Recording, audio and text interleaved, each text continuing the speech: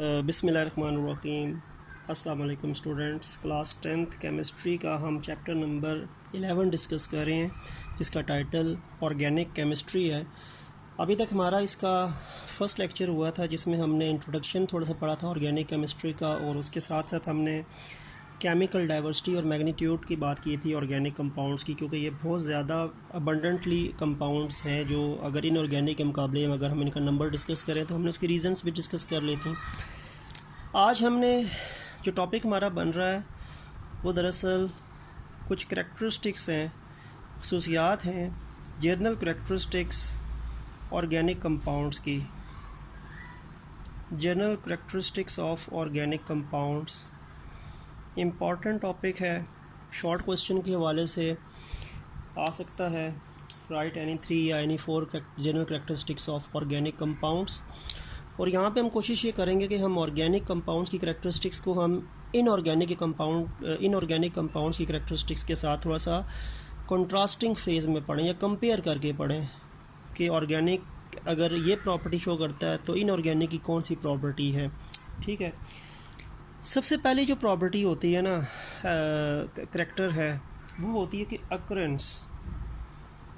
Organic compounds आपको कहाँ कहाँ मिलेंगे, किस जगह पे आप ऑर्गेनिक कंपाउंड को ढूंढ सकते हैं, फाइंड कर सकते हैं। तो याद रखें कि जो ऑर्गेनिक कंपाउंड्स होते हैं ना, they are basically derived from the living things,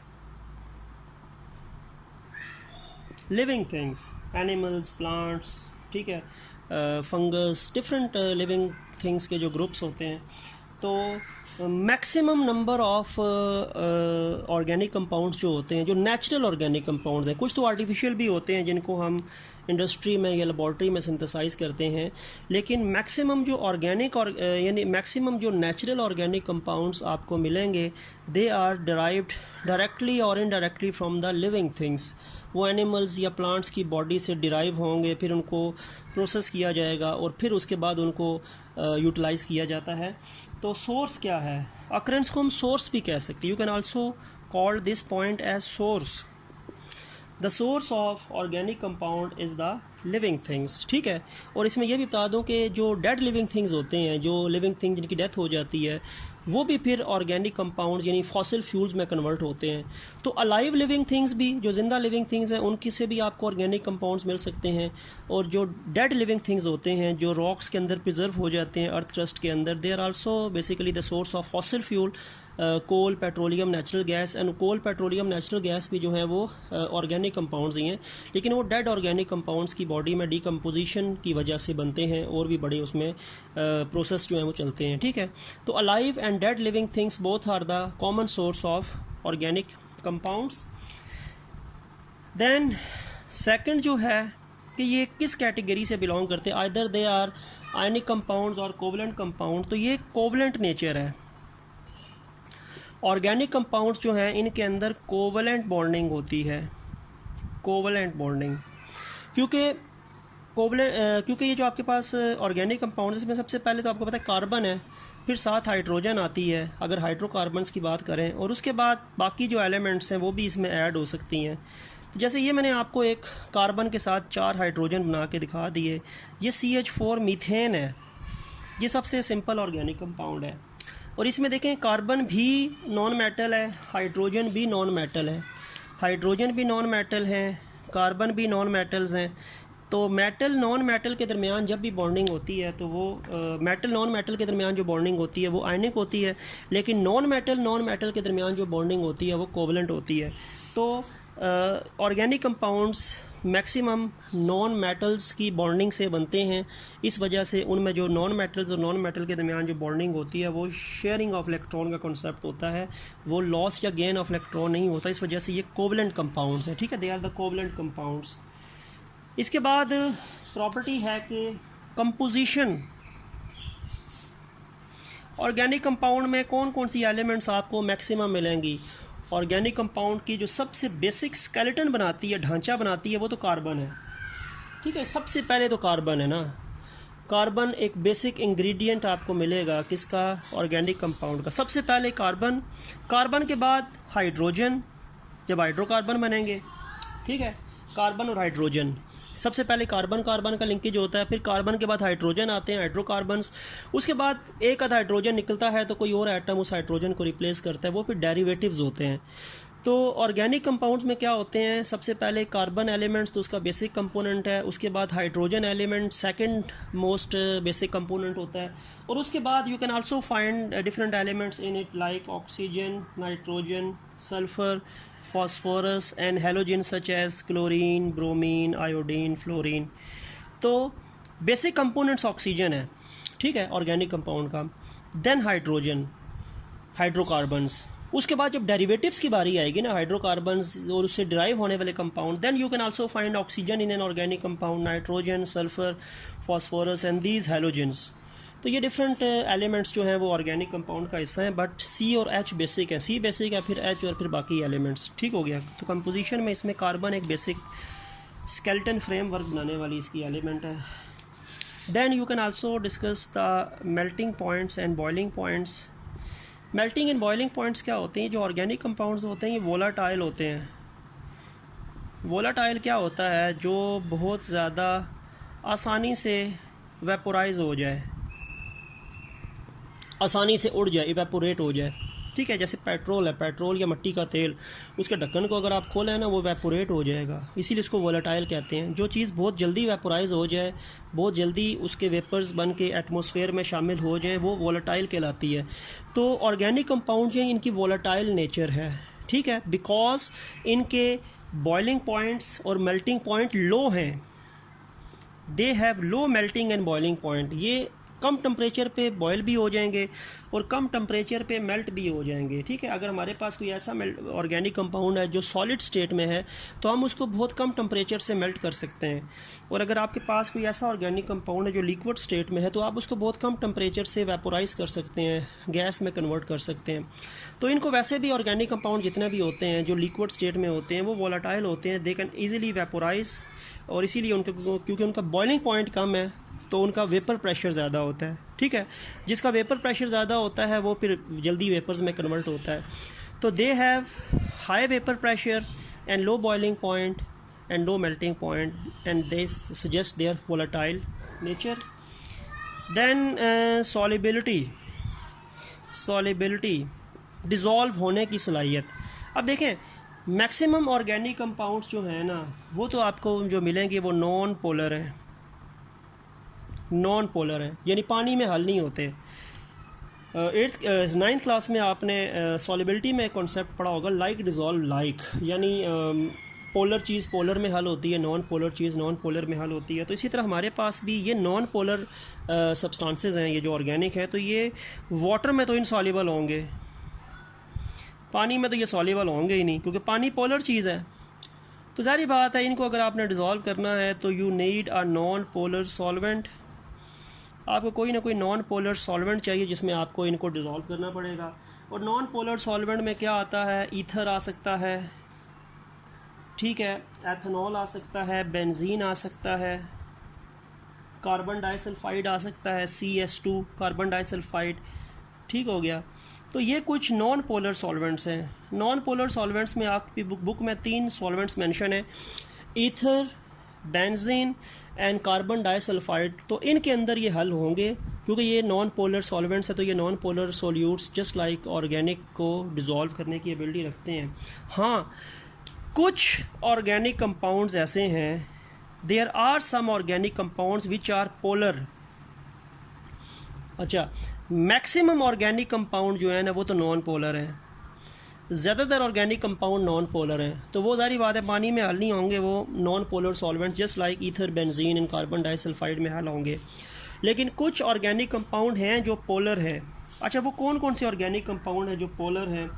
वो जो पोलर ऑर्गेनिक कंपाउंड्स हैं ना, वो उसमें अल्कोहल्स आते हैं, और भी हैं लेकिन अल्कोहल्स मेन हैं, ठीक है। और अल्कोहल्स के अंदर ज़ाहिर बात है OH आता है, OH ग्रुप है, और OH ग्रुप की वजह से ये पानी में हल हो जाते हैं, वाटर के में डिज़ोल्व हो जाते हैं, और ये हाइड्रोजन बॉन्डिंग बनाते हैं पानी के साथ मिलके, हाइड्रोजन बॉन्डिंग शो करते हैं, और हाइड्रोजन बॉन्डिंग इनको पानी में डिज़ोल्व कर देती है। तो polar organic compound such as alcohol they dissolve in water due to the hydrogen bonding because they consist of hydroxyl group, और इनका जो हाइड्रोक्सल ग्रुप है वो OH ग्रुप और पानी जो H2O, तो इसके दरमियान हाइड्रोजन बॉन्डिंग पॉसिबल होती है। तो हाइड्रोजन बॉन्डिंग करके अल्कोहल्स पानी में डिज़ोल्व हो जाते हैं। तो अल्कोहल की तरह जो पोलर ऑर्गेनिक कंपाउंड्स हैं वो तो पानी में सॉल्युबल हैं, लेकिन जो नॉन पोलर ऑर्गेनिक कंपाउंड्स हैं वो पानी में सॉल्युबल्स नहीं हैं। मैक्सिमम हाइड्रोकार्बन्स नॉन पोलर हैं, वो पानी में सॉल्युबल नहीं होते। तो मैक्सिमम नॉन पोलर हैं, कुछ हद तक पोलर भी हैं। इसके बाद डिस्कस करते हैं हम जी इसके अंदर सिमिलरिटी इन बिहेवियर, होमोलॉजी या होमोलॉगी भी कह सकते हैं। इसको हम कहते हैं कि similarity in behaviour, similarity in behaviour. Organic compound के अगर हम एक ग्रुप को लें तो उस एक ग्रुप में पाए जाने वाले जितने भी कंपोनेंट्स होंगे they are somewhat related with one another, उनमें सिमिलरिटी होगी, होमोलॉगी यानी होमोलॉगी होगी। ठीक है, अब वो क्या होता है इसमें, यानी एक सीरीज़ बनती, उसको हम होमोलॉगस सीरीज़ भी कहते हैं। होमोलॉगस सीरीज़, इस पॉइंट के अंदर एक डेफिनेशन का भी हमने डिस्कस करना है, होमोलॉगस सीरीज़। और होमोलॉगस सीरीज़ जो है उसकी डेफिनेशन में लिखता हूँ, वो क्या होती है कि it is a series of related compounds in which two adjacent molecules differ by CH2 group। देखें ये एक डेफिनेशन बन जाएगी होमोलॉगस सीरीज़ की। होमोलॉगस सीरीज़ में क्या होता है कि रिलेटेड कंपाउंड्स, रिलेटेड कंपाउंड का मतलब है कि जो एक ही ग्रुप से बिलोंग करते हैं, एक ग्रुप से बिलोंग करने वाले कंपाउंड को रिलेटेड कंपाउंड कहते हैं। जैसे अल्कोहल है तो उसमें methyl alcohol, ethyl alcohol, propyl alcohol, butyl alcohol, ये रिलेटेड कंपाउंड है। अगर मैं अल्केन कहता हूँ तो अल्केन में मीथेन, इथेन, प्रोपेन, ब्यूटेन, ये रिलेटेड कंपाउंड है, एक ही ग्रुप से बिलोंग करते हैं। तो एक ही ग्रुप से बिलोंग करने वाले कंपाउंड जो हैं वो रिलेटेड कंपाउंड्स कहलाते हैं। तो इनमें जो दो डिफरेंट मॉलिक्यूल्स होते हैं, एक लेस कार्बन वाला और एक हाई कार्बन वाला, इनमें बेसिकली जो डिफरेंस होता है वो CH2 ग्रुप का होता है। काफ़ी हद तक सिमिलरिटी है, सिर्फ एक मॉलिक्यूल दूसरे मॉलिक्यूल से CH2 मैथिलीन कहते हैं, इसको मैथिलीन बोलते हैं, यानी CH2 मैथिलीन में डिफरेंस है। देखिए अब मैं आपको एग्जांपल दे देता हूँ। एक ग्रुप है यानी रिलेटेड कंपाउंड है ना, रिलेटेड कंपाउंड में एक ग्रुप मैंने ले लिया अल्केन ले लिया। अच्छा, अल्केन का एक जनरल फार्मूला होता है CnH2n+2, ये अल्केन का जनरल फार्मूला है। और N जो होता है ये 1 से शुरू होता है, 1 2 3 ऑनवर्ड चलता रहता है। ठीक हो गया। अब Cn, अगर मैं C1 लिखूंगा ना, अगर C1 होगा ना तो 1 को डबल करें तो 2n, 2 + 2 4, ये पहला अल्केन बनेगा। इसमें कार्बन का नंबर 1 है, ये पहला अल्केन है। C अगर n के बजाय मैं 1 पुट करूं तो 1 का डबल 2n, और 2n में 2 प्लस करो तो 4, CH4 इसका पहला मेंबर है जिसका नाम क्या है, मीथेन। सेकेंड मेंबर कार्बन में 2 कर देता हूं तो ये बनेगा C2H6। कार्बन अगर 2 कर देना तो हाइड्रोजन को डबल करें, 4 + 2 6, इसका नाम होता है ईथेन। फिर कार्बन 3 है, कार्बन 3 होगा ये फार्मूला है अल्केन बनाने वाला, अल्केन इस फार्मूले के मुताबिक बनेंगे। तीसरा होगा C3H8 प्रोपेन। ये मैंने एक रिलेटेड ग्रुप लिख दिया, एक रिलेटेड कंपाउंड बना दिया जो अल्केन से बिलोंग करते हैं। इसका पहला मेंबर मीथेन है, फिर इथेन है, फिर प्रोपेन है। सारे अल्केन इस फार्मूले से बनेंगे CnH2n+2, जिसमें n की वैल्यू 1 से स्टार्ट होगी। अगर C1 है तो H4 हैं, C2 हैं तो H6 हैं, C3 है तो H8 है। इस फार्मूले को मैंने अप्लाई किया है।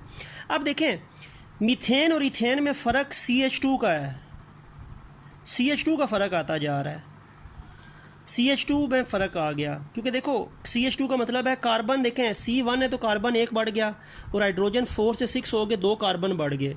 ठीक है। इसी तरह अगले कंपाउंड को देखें, अब C2H6 और C3H8 में देखें यही फ़र्क है, CH2 का फ़र्क है, CH2 का फ़र्क आता जा रहा है, यानी मीथेन और इथेन में CH2 का डिफरेंस है, इसमें एक CH2 ज़्यादा है, फिर अगले वाले में एक और CH2 ज़्यादा है, C3H8, इसके बाद ब्यूटेन होता है वो C4H10 है, उसमें भी एक CH2 ज़्यादा है। तो ये जो ऑर्गेनिक कंपाउंड्स होते हैं जो एक ही ग्रुप से बिलोंग करते हैं, इनमें जो दो एडजेसेंट मॉलिक्यूल, जैसे मीथेन का एडजेसेंट इथेन है, इथेन का एडजेसेंट प्रोपेन है, तो एडजेसेंट मॉलिक्यूल में डिफरेंस सिर्फ CH2 ग्रुप का होता है, बाकी फार्मूला जो होता है वो बिल्कुल एक ही सीक्वेंस के मुताबिक चल रहा होता है। तो मीथेन इथेन में भी CH2 का डिफरेंस है, इथेन प्रोपेन में भी CH2 का डिफरेंस है, प्रोपेन के बाद जो अगला मेंबर ब्यूटेन आएगा उसमें भी CH2 का डिफरेंस होगा। तो ये कॉन्सेप्ट जो होता है इनको रिलेटेड कंपाउंड्स के अंदर शो करता है, सिमिलरिटी इन बिहेवियर के अंदर शो करता है, ये होमोलोगस सीरीज़ कहलाती है। तो ये होमोलोगस सीरीज़ आपको ऑर्गेनिक कंपाउंड के किसी भी रिलेटेड कंपाउंड्स के एडजेसेंट मॉलिक्यूल्स के अंदर आपको मिलेगी, और एक के बाद दूसरा CH2 में डिफरेंस, दूसरे के बाद तीसरा उसमें भी CH2 का डिफरेंस, यानी 1 कार्बन एंड 2 हाइड्रोजन ऐड होते जाएंगे अगले सक्सेसिव ऑर्गेनिक कंपाउंड के पार्टनर पे। ठीक है, ये C3H8 है, अगला C4H10 होगा, फिर C5H12 होगा, फिर C6H14 होगा, हर मेंबर CH2 में ऐड होता जाएगा, पीछे चलें तो CH2 माइनस होता जाएगा, आगे चलें तो CH2 ऐड होता जाएगा। तो ये सिमिलरिटी इन बिहेवियर इनमें होती है। और फिर इसमें एक आखिरी जो पॉइंट है डैट इज़ रिएक्शन रेट्स। अच्छा, रिएक्शन रेट्स का मतलब है रिएक्शन की स्पीड। ये जो ऑर्गेनिक कंपाउंड्स होते हैं ना, इनमें क्योंकि बेतहाशा कोवलेंट बॉन्डिंग होती है और ये कॉम्प्लेक्सिटी, स्ट्रक्चर भी इनके कॉम्प्लेक्स होते हैं, नंबर ऑफ एटम्स भी बहुत ज़्यादा होते हैं, तो इस वजह से इनके रिएक्शन रेट्स जो होते हैं वो इनऑर्गेनिक के मुताबिक स्लो होते हैं। ठीक है, इनऑर्गेनिक रिएक्शंस बहुत फास्ट रिएक्शंस होते हैं। ठीक है, क्योंकि वो बहुत ज़्यादा डाइवर्सिफाइड या उनके अंदर बहुत ज़्यादा कॉम्प्लेक्सिटी नहीं होती उनके स्ट्रक्चर्स के अंदर, लेकिन इनके स्ट्रक्चर्स के अंदर कॉम्प्लेक्सिटी, नंबर ऑफ बॉन्ड्स बहुत ज़्यादा होते हैं, इसकी वजह से, और नेचर भी कोवलेंट नेचर है, तो कोवलेंट नेचर और कॉम्प्लेक्सिटी इन स्ट्रक्चर की वजह से their reaction rates are often slow reaction rates होते हैं अगर इनको हम इनऑर्गेनिक से कंपेयर करें। ठीक हो गया, तो एक तो आपका ये टॉपिक है जो आज हमने डिस्कस करना था, और एक और टॉपिक है जो आप डिस्कस कर लेते हैं, वो ये है कि ये जो आपके पास ऑर्गेनिक कंपाउंड होता है ना, इसको हम 4 डिफरेंट फार्मूला से रिप्रेजेंट करते हैं। We can represent it as 4 different formulas. एक इसका फार्मूला होता है जिसको हम मॉलिक्यूलर फार्मूला बोलते हैं, एक होता है इसका स्ट्रक्चरल फार्मूला,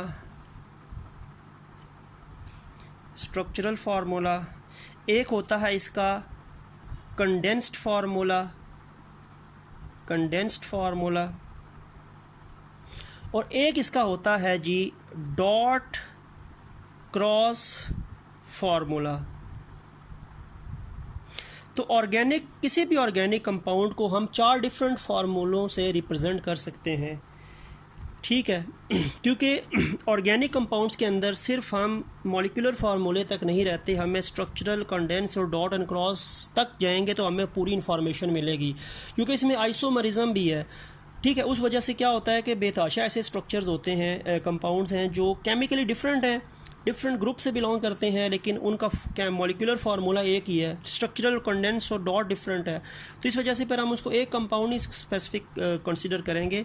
तो डिफरेंट ऑर्गेनिक कंपाउंड जो होते हैं उनको हम 4 डिफरेंट फार्मूलों से रिप्रेजेंट करके हम उसकी कंप्लीट इन्फॉर्मेशन हासिल कर सकते हैं। अगर हम सिर्फ मॉलिक्यूलर फार्मूले तक अगर एक ऑर्गेनिक कंपाउंड को देखें तो 2 डिफरेंट कंपाउंड ऑर्गेनिक जो 2 डिफरेंट क्लासेस से बिलोंग करते हैं, they have same molecular formula but either they have different chemical structure और different condensed formula because they belong to 2 different groups. तो इसीलिए हमें चारों फार्मूले हमें किसी एक कंपाउंड के मुतालिक डिस्कस करने पड़ते हैं। ठीक है, अब जैसे मैं यहाँ पे आपको एग्जांपल देता हूँ, मॉलिक्यूलर फार्मूला क्या होता है, ये तो आपको बताता है कि जो किसी भी मॉलिक्यूल के अंदर जो नंबर ऑफ एटम्स होते हैं, कौन कौन सी एलिमेंट्स कितने कितने एटम्स बनाती हैं, एक्चुअल नंबर ऑफ एटम्स जो किसी भी मॉलिक्यूल में एलिमेंट्स के होते हैं वो तो मॉलिक्यूलर होता है। अब जैसे मैं एग्जांपल आपको देता हूँ जी, एक ऑर्गेनिक कंपाउंड ही मैं ले लेता हूँ, नाम उसका है जी, हमने पहले भी डिस्कस किया था, चलें उसी को ले लेते हैं, ब्यूटेन एक ऑर्गेनिक कंपाउंड है। इसका मॉलिक्यूलर फार्मूला है C4H10, यानी ये मॉलिक्यूलर फार्मूला आपको ये बता रहा है कि इसमें 4 एटम कार्बन के हैं, 10 एटम जो है वो हाइड्रोजन के हैं। It basically gives you the actual number of elements along with their atoms, along यानी actual number of atoms of different elements present in a molecule. अब इसका स्ट्रक्चर क्या है, स्ट्रक्चरल फार्मूले में इसकी अरेंजमेंट ऑफ एटम्स की बात करेंगे कि अब ये C4H10 किस अरेंजमेंट के तहत आपस में मिला हुआ है। टाइप्स ऑफ यानी इसमें arrangement of different atoms in a molecule जो होता है वो स्ट्रक्चरल फार्मूला है। स्ट्रक्चरल फार्मूले को देखो, जैसे ये 4 कार्बन है तो पहले मैंने 4 कार्बन आपस में जोड़ दिए कैटिनेशन के लिहाज से, 4 कार्बन मैंने आपस में जोड़ दिए। अब हर कार्बन ने 4 सिंगल बॉन्ड बनाने हैं। इसका एक बॉन्ड बना है तो 3 बॉन्ड, इसके 2 बने हैं तो 2, इसके 2 बने हैं तो 2, इसका एक बना है तो 3। और ये जो सारे मैंने एलिमेंट्स, ये तो कार्बन 4 हो गए ना, ये तो 4 कार्बन हो गए, ठीक है। अब ये जो बाकी सारे एटम्स होंगे ये हाइड्रोजन के होंगे, हाइड्रोजन के होंगे।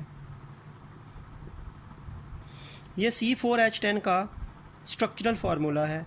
इसमें मैंने C4H10 के एटम्स की अरेंजमेंट को शो कर दिया है, और ये N ब्यूटेन है क्योंकि इसमें मैंने सबको एक ही सिंगल लाइन के अंदर रिप्रेजेंट किया है, आइसोमर N ब्यूटेन है। तो ये स्ट्रक्चरल फार्मूला है ब्यूटेन का, ये ब्यूटेन का मॉलिक्यूलर फार्मूला है, ये ब्यूटेन का स्ट्रक्चरल फार्मूला है, जिसमें मैंने एटम्स की तरतीब शो कर दी है किसी भी एटम में। अब अच्छा, कंडेंस क्या है? अब कंडेंस में मैंने क्या करना है कि कार्बन के साथ जितने भी अदर देन कार्बन एटम्स हैं ना, जैसे यहाँ पे देखो कार्बन के साथ जो हाइड्रोजन एटम्स हैं उनको मैंने कार्बन के साथ डायरेक्टली जोड़ के लिख देना है, उनको मैंने कार्बन का हिस्सा बना लेना है, क्योंकि अभी भी तो कार्बन का हिस्सा है। ये इस कार्बन के पास 3 H हैं, इस कार्बन के पास 2 H हैं, इस कार्बन के पास 2 H हैं, इस कार्बन के पास 3 H हैं।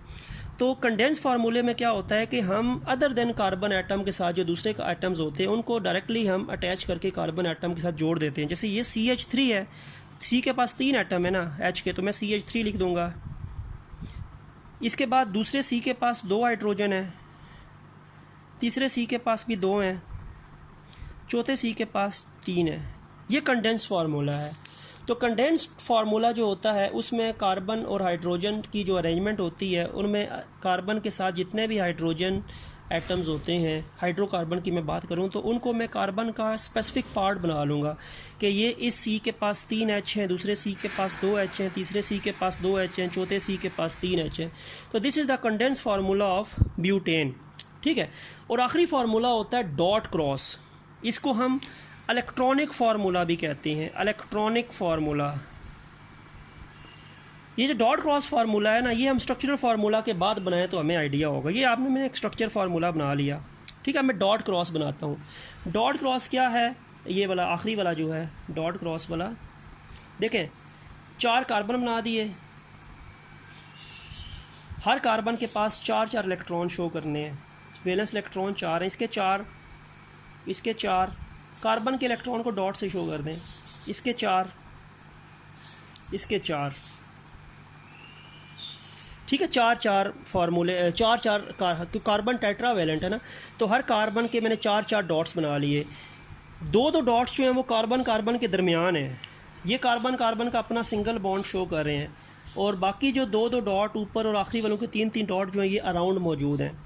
अब है क्या? अब हाइड्रोजन, यहाँ पे एक हाइड्रोजन आएगा, उसको क्रॉस से शो कर दिया, दूसरा हाइड्रोजन इधर ऊपर आएगा क्रॉस से, ठीक है, तीसरा इधर आएगा क्रॉस से शो हो गया, ठीक है। ये डॉट है तो यहाँ पे एक क्रॉस डाल के H शो कर दिया, ठीक है, क्रॉस डाल के H शो कर दिया, यहाँ पे भी थोड़ा डॉट नीचे कर दूँ, क्रॉस डाल के H शो कर दिया, यानी हाइड्रोजन के इलेक्ट्रॉन को क्रॉस से शो करेंगे हम, क्रॉस डाल के H शो कर दिया, क्रॉस डाल के H शो कर दिया, क्रॉस डाल के H शो कर दिया, क्रॉस डाल के H शो कर दिया। तो ये डॉट एंड क्रॉस फार्मूला है, जिसमें हम कार्बन और कार्बन के साथ जो बाकी एटम्स होते हैं उनको हम उनके जो वैलेंस इलेक्ट्रॉन्स होते हैं उनको डॉट या क्रॉस की फॉर्म में जाहिर करते हैं। तो इसमें वही था, हर कार्बन के आपने 4 डॉट्स लगाने हैं जो उसके वैलेंस इलेक्ट्रॉन है। कार्बन के दरमियान में 2 डॉट्स आएंगे, सिंगल बॉन्ड क्योंकि बन रहा है, और बाकी जो डॉट्स बाहर बच जाएंगे, ऊपर नीचे या बाहर की तरफ बच जाएंगे, वो हाइड्रोजन के साथ लिंकेज शो करेंगे, और हाइड्रोजन के इलेक्ट्रॉन्स को आपने क्रॉस से शो करना है, ठीक है। तो ये cross, dot, single bond, cross dot single bond, cross dot cross dot cross dot, ये भी क्रॉस डॉट सिंगल बॉन्ड, और दरमियान में दो दो डॉट्स हैं तो ये भी सिंगल बॉन्ड है। जहाँ पे दो दो डॉट्स हैं वो कार्बन कार्बन के बॉन्ड्स हैं, और जहाँ पे डॉट क्रॉस है वो हाइड्रोजन के बॉन्ड है। तो ये जो होता है ये आपका डॉट क्रॉस या इलेक्ट्रॉनिक फार्मूला है ब्यूटेन का, ये कंडेंस फार्मूला है ब्यूटेन का, ये स्ट्रक्चरल फार्मूला है ब्यूटेन का, और ये मॉलिक्यूलर फार्मूला है ब्यूटेन का। तो हम 4 डिफरेंट फार्मूलों तक जाते हैं, एक फार्मूले तक हमारा बात नहीं होती ऑर्गेनिक कंपाउंड तक। तो ये चीज़ आपका कंडेंस स्ट्रक्चर फार्मूला का जो अगला टॉपिक है उसमें यही चीज़ बताई हुई है। वो बताया क्या है टॉपिक, वो आपका कंडेंस स्ट्रक्चर फार्मूले के टाइटल से है, और वो क्योंकि अभी ये टॉपिक आपको समझ आ गया तो ये वाला जो अभी टॉपिक मैं लिख रहा हूँ ये कोई भी मुश्किल चीज़ नहीं है। कंडेंस्ड स्ट्रक्चरल फार्मूला टॉपिक क्या है, आप उसने ये कह दिया कि C2H6O ये मॉलिक्यूलर फार्मूला है, लेकिन ये 2 डिफरेंट कंपाउंड का मॉलिक्यूलर फार्मूला जो है वो ये यानी ये एथेनॉल का भी है, एथेनॉल का भी मॉलिक्यूलर फार्मूला ये है, और सेकंड जो है आपके पास वो डाई मिथाइल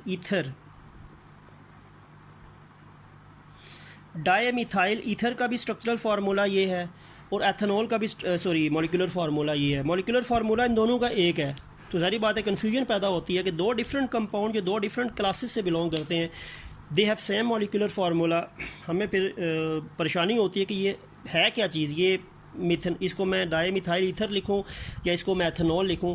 तो ये फिर कंडेंस या स्ट्रक्चरल फार्मूला और डॉट क्रॉस फार्मूले तक मैं जाऊंगा तब मुझे आइडिया होगा।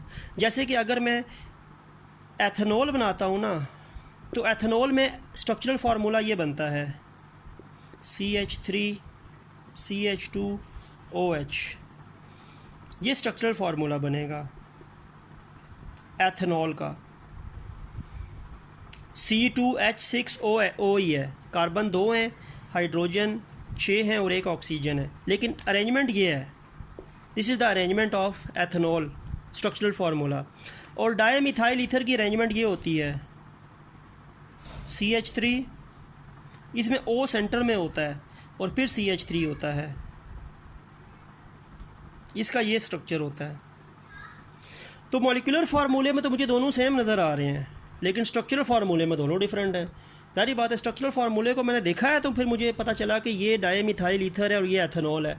अगर मैं सिर्फ यहीं तक रहता तो मुझे परेशानी होती, मैं कहता कि ये एथेनॉल है, ये डाई मिथाइल ईथर, मैं परेशान ही होता कि ये दोनों में से है कौन सा। लेकिन मुझे एथेनॉल का और डाई मिथाइल ईथर का मैं स्ट्रक्चरल फार्मूला देखूंगा, फिर मैं इनको कंडेंस भी कर सकता हूँ, डॉट क्रॉस भी कर सकता हूँ, तब मुझे आइडिया होगा, बेटर आइडिया होगा। तो with only molecular formula I don't get information about a particular compound unless I saw their structural formula and then condensed formula। अगर मैं इसको कंडेंस करूँ ना तो ये क्या बनेगा, C के साथ 3 H हैं, पहले के साथ, दूसरे के साथ 2 H हैं, आखिरी OH, ये कंडेंस फार्मूला हो जाएगा एथेनॉल का। और इसका क्या है CH3OCH3, ये कंडेंस हो जाएगा डाई मिथाइल ईथर का। ठीक है, तो कंडेंस और स्ट्रक्चरल फार्मूला बना के फिर मुझे आइडिया होता है कि एथेनॉल ये है और डाई मिथाइल ईथर ये है। सिर्फ मुझे मॉलिक्यूलर फार्मूले से आइडिया नहीं होता। तो यही बात है कि ऑर्गेनिक कंपाउंड को हम एक फार्मूले मॉलिक्यूलर फार्मूले से नहीं जांच सकते जब तक हम उसके कंडेंस्ड या स्ट्रक्चरल फार्मूले की बात नहीं करेंगे, तब तक हमें उस ग्रुप के मुताबिक इंफॉर्मेशन हासिल नहीं होगी। ठीक है, तो ये आपके पास एक टॉपिक था जो हमने आज डिस्कस किया, characteristics of organic compound and then different formula जो ऑर्गेनिक कंपाउंड को रिप्रेजेंट करते हैं, molecular, structural, condensed and dot cross. And at last मैंने फिर कंडेंस्ड स्ट्रक्चरल फार्मूला जो टॉपिक था उसकी तरफ आ गया कि कंडेंस्ड स्ट्रक्चरल फार्मूला क्यों पढ़ते हैं और क्यों किया जाता है, because molecular formula is not giving complete information about organic compound। ठीक है, therefore you should consult structural, condensed and dot cross formula to get complete information about an organic compound। तो आज का लेक्चर यहीं तक था, उम्मीद है कि आपको बेटर अंडरस्टैंडिंग होगी। तो नेक्स्ट लेक्चर तक के लिए अल्लाह हाफिज़।